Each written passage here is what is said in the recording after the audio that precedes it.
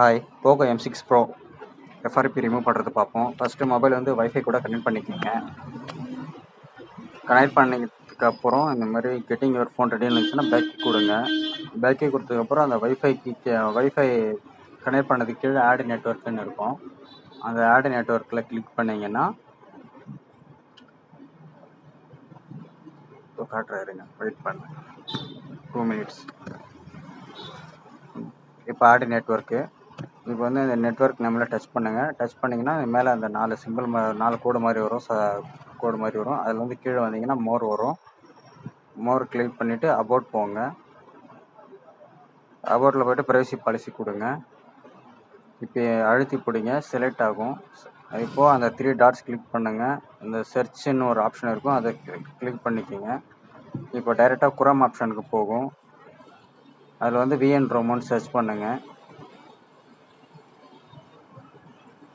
VN Rom search பண்ணிவிட்டு அந்த FRP bypass அந்த லிங்கை கிளிக் பண்ணுங்கள். ஓப்பன் ஆகும். ஓப்பன் ஆனதுக்கப்புறம் செட்டிங்ஸ் போய்டுங்க.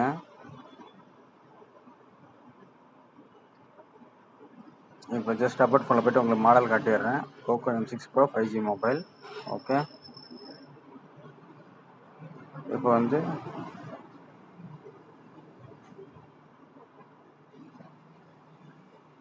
ஆப்ஸில் போய்டுங்க. Manage apps கொடுத்துருக்குங்க. அங்கே ஃபைண்ட் ஆப்ஷன் இருக்கும் பாருங்கள், பக்கத்து 3வது ஆப்ஷனாக ஃபைண்ட் அப்ளிகேஷன்ஸும் ஒன்று இருக்கும். அதில் ஃபைண்ட் அப்ளிகேஷன் கிளிக் பண்ணுங்கள். இங்கே வந்து ஆக்டிவிட்டி லான்ச்சர் இன்ஸ்டால் பண்ணுங்கள்.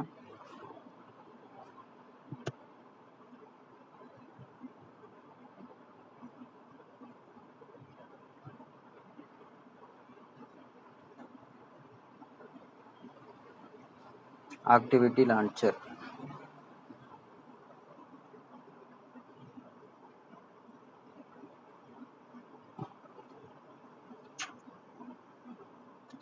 இன்ஸ்டால் பண்ணிக்கோங்க.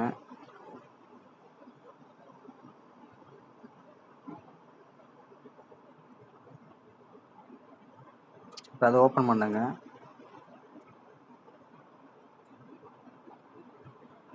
ஓப்பன் பண்ணிவிட்டு